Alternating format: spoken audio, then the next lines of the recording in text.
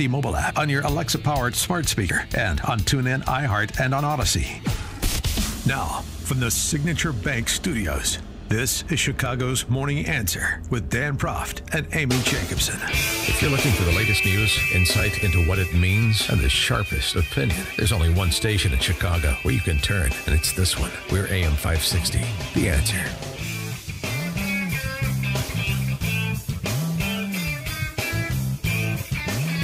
We got a loose armadillo in the studio. Dan and Amy. May is National Pet Month. You know how much I like honorary weeks and months. But I do like this one because it's an opportunity to have our friend Sharon Peterson back in studio. IncredibleBats.com is her website. And she's back with some of her furry friends. We got sloths, we got armadillos, we got foxes, we got all kinds of things. Sharon, thanks so much for joining us. Good Appreciate morning. it. Good morning, And her son is Dan. He's here. And Dan, as well. wait, you want do we have a mic there? Yeah. Yeah. Pull the mics up close there. So Dan Jr.'s with me. Yes, good morning. Good morning. Thank you. Yeah. Wonderful radio. It's a family affair. Yeah, it really very, is. Very, Good morning. I've been on. practicing. Wait, here, mic's on. No, you're on. You're Okay. on. You're Yeah. good. So my daughter's into it too. She does our website and all of our graphic arts and everything else too. So it's family fair. Before we get to our special guests, again, IncredibleBats.com. Give us an overview of what you do. So for 27 years, I've been a bat educator. I'm a bat expert. And so then we branched out, though, to lots of other animals because I am a school teacher. So I have an extensive background with animal care and that kind of thing, too. So we've branched out to many more animals, and we do all kinds of events. I speak at conferences. I've spoken at Star of Rock. I'll be there again this summer. I do libraries, birthday parties, any kind of event. I've even done a memorial service. I did a wedding, baby shower. So wherever they want us to bring animals and educate about them, my whole goal is to get people to understand how important animals are to our whole ecology and that we depend upon them in ways that they may not even realize, that we all have to work together. Have to be good stewards of our animal friends. All right, so tell us what Armando the armadillo contributes He's to the really cause here. fascinating creature. Armando Wow. the armadillo is and mostly eats ants. So armadillos, sloths, and anteaters are all related. They're called xenarthrans, and he has a long tongue and he eats ants. So he contributes to keeping bug populations down. So and that's what a lot of animals do. They'll contribute to doing things that will just keep the balance of nature in check. So balance of nature, which I take, Amy. Yeah, See, yeah. I take it too. One day at a anyway, time. but the balance of nature is so important. So yeah, that's what he does, and he digs, and so he'll help till the soil up too and everything. He's not a burrower. He is able. There are 21 armadillos, and only 2 of them, the 3 banded ones, can roll up into a complete ball. So they have a mechanical defense. I know, cool. it's really cool. Yeah, It's just amazing. It looks like he has body armor on, and Yes, it's this body armor, and it's made. It's not scales like a snake, as a reptile. This is a mammal. It has scutes, and each one of these scutes has skin around it, and there's actually hairs that grow from it. You would love this one. There's one called a screaming hairy armadillo. Yeah. You pick it up and it screams. I don't have that one, but I have this little guy, and he's just adorable. He's sweet.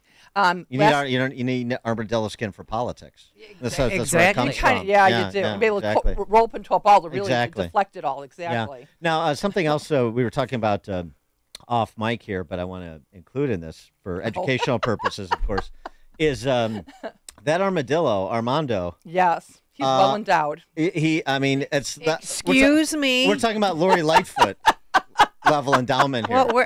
Much better. Why are you checking out the Armadillo's package? It's an interesting fact. It's an interesting where fact. is it? I'm into armadillo porn. Oh my. Okay. Yeah. Show. Wait. Show. Wait. Show. No. No, I can't. Yeah. Wow. Oh, he looks like he's happy to see you. To relative body size, they do have one of the longest members of the animal family. Is that an armadillo in your pocket? Yes, it is. Wow. Yeah. Things you never knew. No, but he's. I can't have him as a pet because you make me feel bad about myself. Oh, you're right. But do people have those as pets though? Not really. No, they're more Why? an educational animal. He's kind of fun. Like he is. He's cute. He's good. good. No, that's creepy. You were saying they don't bite, and he like walks no, around. He has no. They don't have any front teeth because they're related to anteaters. They have a long tongue. Their teeth are in the back. Just molars for chewing up the exoskeleton of insects that he eats and stuff. But yeah, so no, they're gentle. They're I can let any kid hold it at a birthday party and all that, no problem. They're just a very interesting animal. I use them when I do my animal defenses talks too. I do a show on animal defenses. So. Are they mainly in the South and Southwest? Yes, the only armadillo we have in North America is called a 9-banded armadillo. They're much larger, and I'm they sure dig it holes. is larger. When we were down, we were doing a show down in Mississippi at the Audubon Society at Holly Springs, Mississippi, and we had to watch out for holes. Every morning they had to go and fill in all the holes that the armadillos were digging up. They're a nocturnal animal, and they're going for bugs and stuff. So they do eat a lot of bugs, and by digging holes, they aerate the soil and do a lot of other good things like that. All right, thanks, Armando. They're interesting. And this is a 5-month-old sloth. I mean, what is the sloth? Two-toed sloth. It's like a baby politician. His name is Rico, and there are 7 species of sloths. There are two two-toed sloths. He's a Linnaeus two-toed sloth. And then there's a Hoffman too, and they're not endangered. The only one that's endangered right now is a 3-toed sloth. It's a pygmy 3-toed sloth, but this one's not endangered. They live in South America in the rainforest, and what they do, so they're the slowest moving mammal on Earth. But what they do, it's kind of cool. You know how if your lawn gets like have really... Have you seen a radio producer? I have seen them, and I think they're awesome. Look at them. Twin. But no. So what they do, so they're slow moving, right? But they are exfoliators. So what they do is they're defoliating. They eat foliage, so they're foliivores, and they help to defoliate the rainforest. But it's a good thing because they're defoliating little pockets here and there, letting sunlight in that helps to rejuvenate the rainforest. So it's kind of like when you have your lawn and it gets really thatched up and they do that dethatching with the plugs, kind of thing. Oh, yeah. Same process. This does a defoliation that way that helps to renew the rainforest. Plus, the coolest thing is they have hair on their back. Now, he hasn't grown his in yet because he's a baby still. He's going to get this long, like 6-inch long blonde hair on his back. It's already starting to come out. And that hair is different than other animal hair. It actually has grooves around it that allow for algae to grow in the grooves. And the algae will do one thing first. It will be help him to camouflage because he's just sitting, hanging in the tree there. Helps to camouflage him. And then there are moths and beetles that live within that fur of his. So he's like a little ecosystem unto himself. Wait, insects live on him? Yes, in his fur. Yes, he's got this long like fur that hangs down. Symbiotic relationship. Exactly. There's this long fur that hangs down. They help to maintain that algae on his fur, and that algae then is a camouflage for him. Their biggest danger are from birds of prey in the rainforest, and then also from jaguars. Now, jaguars they can climb trees somewhat, but birds of prey. How big are the birds that are taking the sloths? We're talking like our great horned owl. We're talking about birds that are really big. Yeah. And they get the babies mostly. But and then also humans. Humans hunt them and kill them and eat them and use their fur. What? Yes, they do. Sloth? People eat and sloths? He likes the microphone. Eat everything, Dan. Come on. In third world countries, people eat everything. Yeah, that's true. And until they're taught that like this animal, 1 baby per year. That's it. And they're with their mom. I think in Bucktown there's a place that has good sloth. I don't. Oh. No, I'm kidding. But isn't he adorable? Don't let him bite you though, Amy. They're very mouthy as babies. Don't let him bite you. Okay. Oh. I don't know what he's grabbing now. What's going to happen? He just wants to hold on. He's just trying to hold on. What's going to happen if he bites her? Well, you don't want to get bit by them. They're sharp teeth and that kind of thing, and you have to get you have you want to make. It's just his claws clamping. Down goes Amy. Down. No. It's just his claws holding on. But this is amazing. So you have to wake up at 2 a.m. and feed. Well, we won't in the future. We won't, but right now, yes, now, we do. We feed him 4 times a day, and so we do have that late feeding for him. Wait, and what does he eat? So in the wild, they're an omnivore. So they would eat leaves, of course, and that's why their body function is so slow moving. But they also can eat. He can eat eggs. He can eat little, little mammal, anything that's in the lizards too, maybe, Dan, or something like that. Anything that comes across. Okay, because he's not hunting, but if he comes across it, he's an opportunistic eater, and he will eat other animals and stuff too.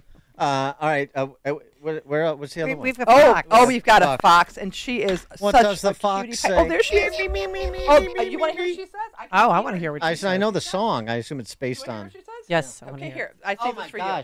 I saved this for you. Come on. She's drinking her milk right now. Holy it's her cow. first feeding of the day, and she's drinking her milk. And if I take it away from her, Oh, you're not gonna talk now? You're too busy eating. Just now. like on TV. Too busy. She's too busy drinking her milk right now. But she makes little yippee noises and everything, and she's just a little baby, and she's eating. Oh, you're eating very well this morning. Oh, look, Sometimes she's she goes like downing that. really crazy. She's What's her name? her name is Fiona the fennec fox. So what's so? And this is the smallest fox species in the world. They live in the Sahara Desert. They live by, they'll stay mainly by where the sand is more compact, so in the outskirts, not in the really deep part of the Sahara, but in the outskirts. Their big ears, so they're going to get even bigger than this, cute. but her big ears are, help her to dissipate heat. And then they're mostly a night animal too, nocturnal. A lot of our animals are nocturnal. So what they do is their ears can dissipate that heat, and they also have great hearing. And they're a bug eater, but an adult one can take down a scorpion. Oh, really? Yes, because they're very, like you see how frantic she is. Yeah. They're very fast, like a mongoose. They're really quick, and How big does she get? Only about 2 pounds, 2.5 pounds. Oh my She's gosh, gonna like a be little designer Chihuahua. dog. Yeah. Very tiny, very, very tiny, So, yeah, but she is just the sweetest little thing, but she is crazy. She's very food crazy, aren't you? Yes, you are. Yeah, but she eats a variety of things. I give her raw rabbit that's frozen. She gets some pouchy cat food stuff that has all kinds of good things. You're not feeding her that giant Flemish rabbit that you brought in last time, That's are you? Kim's. I have now a checker giant rabbit. No, we're not feeding her all right. any of our animals are not food for them. No. Okay. And so we're hoping we're going to get a new skunk in about 3 weeks or whatever. And when we get the new skunk, we're hoping they're going to be best friends. And because they're not, not a rodent, so I can't have my rodents around her. That might make her a little crazy, because that's what she would hunt in the wild, rodents and lizards and scorpions and things like that. So, but they're just awesome little creatures and beautiful.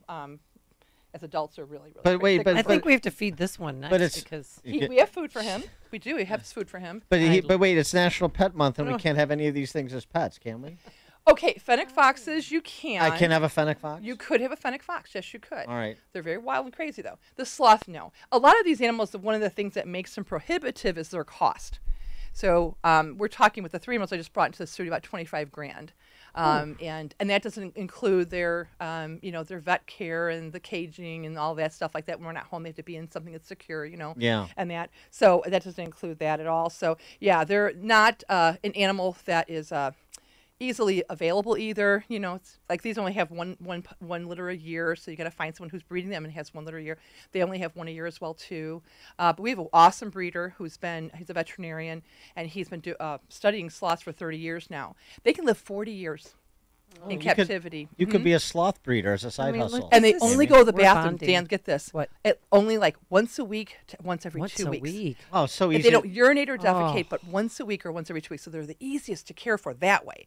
But, again. Just don't get bit by them, that's all. Well, no, All right. any animal you want to always, watch out. You don't want to put your fingers by their mouth. They don't want to smell your hand, that kind of thing. They don't need to do Oops. that. But isn't he lovely, Amy? He is just Isn't he? When he gets big, he'll be on your hip with his back Really? end there and up here with his face. He's going to be about 2 feet long. He's Hi, going to be Bee. quite big. Like there was Kiss BJ my and the bear. It feet. could be Amy and the Amy the what's sloth. his His name sloth? is Rico. Rico. The Get it Rico right. Suave, the Rico. sloth. Yes, of we have course, Rico, yeah. and then we have our little Fiona the fennec fox and our Armando the armadillo, and they're our 3 newest animals. I love it. These are great additions. Now, are think so, you too. are you making any progress on the slow loris that I've requested?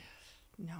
It's tough. No, It's no. tough. It's a tough I really bet. will, yeah, and that one and the what is it, the pangolin? But no. Oh no, we don't. Oh, do the pangolins. People they are got sort a of bad down rap on pangolins, yeah, with the wet Yeah, markets. yeah. But with the Yeah. COVID no, but the thing. slow. I want to feed a rice ball to a slow loris before I die. If I So, ever find one, that's you my- will be that's the my first goal. person I will contact. All right, okay? very good. Sharon Peterson, her son Dan, incrediblebats.com, as you heard from Sharon. She is a font of knowledge of all things animal and ecosystem, and she will come to a venue anywhere you want with her With brood. exception. Well, yeah. Yeah, with exception. Well, There's a few places I won't She go doesn't to. well, do okay. bachelor parties. I don't go to okay? like stripper joints, things like that. Bring snakes or anything like well, that. yeah, okay. I was asked to do that. I was Oh, asked you to do that. I were? said no. Yes, All wanted right. me to bring a snake to one of the places. No.